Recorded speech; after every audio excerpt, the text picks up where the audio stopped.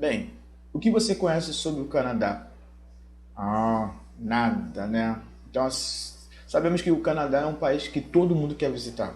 É um país que bem desconhecido, mas todo mundo quer conhecer. Interessante isso. O Canadá, exatamente, ele é uma colônia inglesa, né?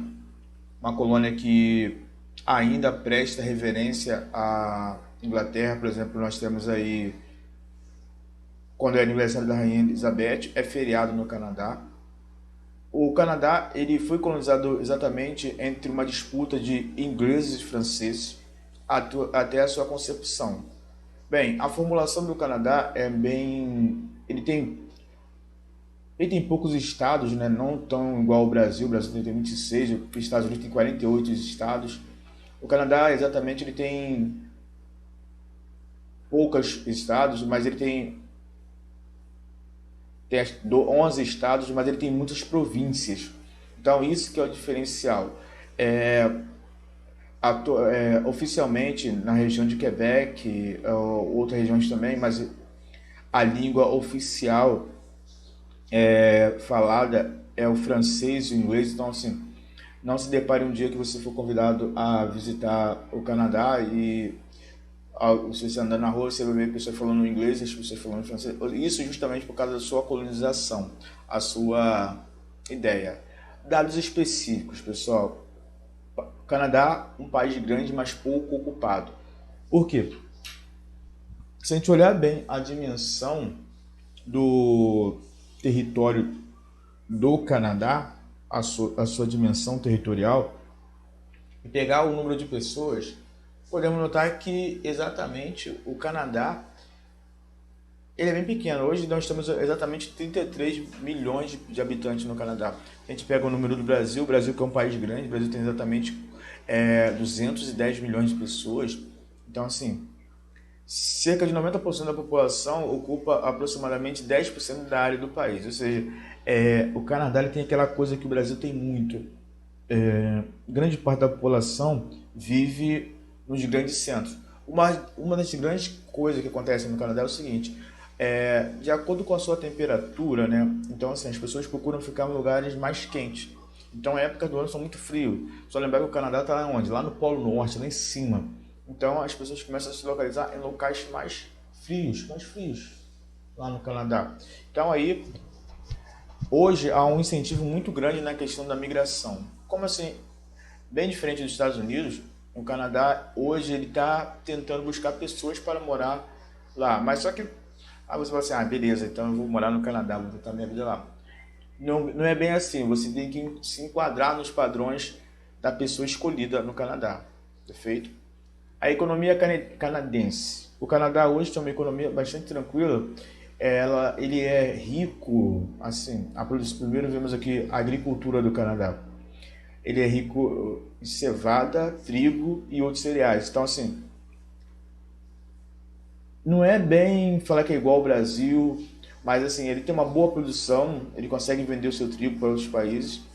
A pecuária, nós temos aí a criação de bovinos e suínos e aves.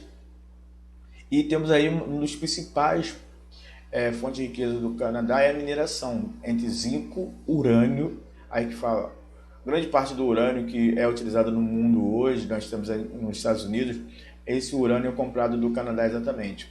E temos as indústrias, que é exatamente equipamento de transporte, alimentícia, papel, derivados e eletroeletrônicos, e a metalúrgica. Então, assim, a economia do Canadá ela é bastante positiva, né? Eu que é uma potência economicamente desenvolvida.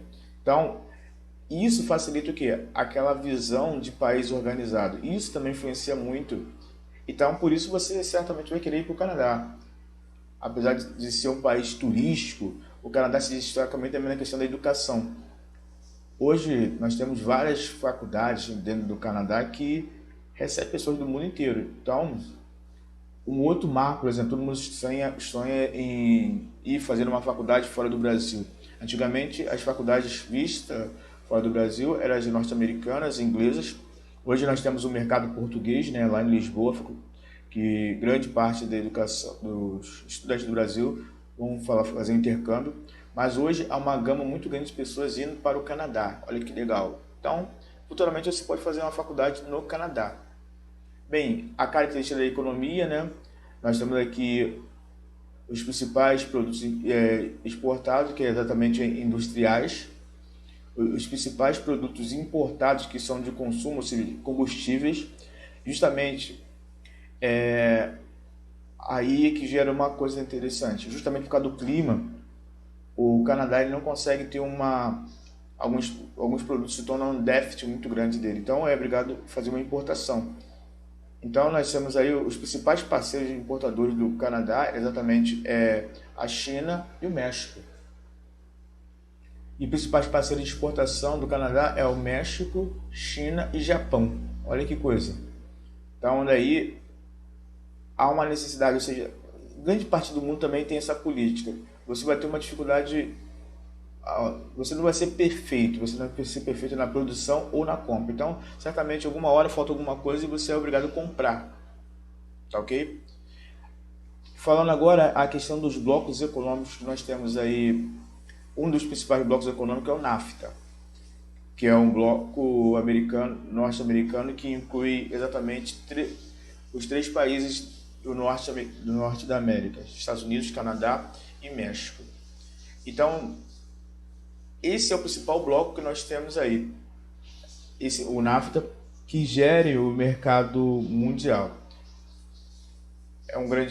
Apesar que há uma diferença de tratamento entre eles. Quem está lá dentro sente a diferença. Por exemplo, você vê que o cidadão mexicano ele é tratado com uma certa indiferença em relação ao cidadão canadense e norte-americano dentro do bloco. Por exemplo, o cidadão americano ele pode entrar tranquilamente no México, enquanto o cidadão mexicano ele tem certa dificuldade de entrar nos Estados Unidos. Então, assim, é a política. Então, eu queria destacar para vocês esse principal bloco econômico aí, que é o NAFTA, que exatamente engloba esses três países. Ou seja, tivemos aqui, que começa em 1980, a iniciação da negociação para a formação de um bloco econômico.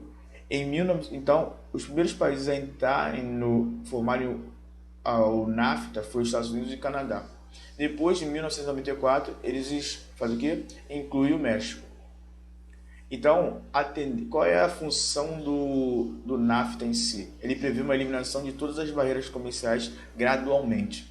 Isso para facilitar o quê? A venda e a compra de produtos desses países aí, ok? Então, galera, eu termino por aqui e deixo para vocês aí o exercício da página 425, 426, 428, 429 e 430, ok?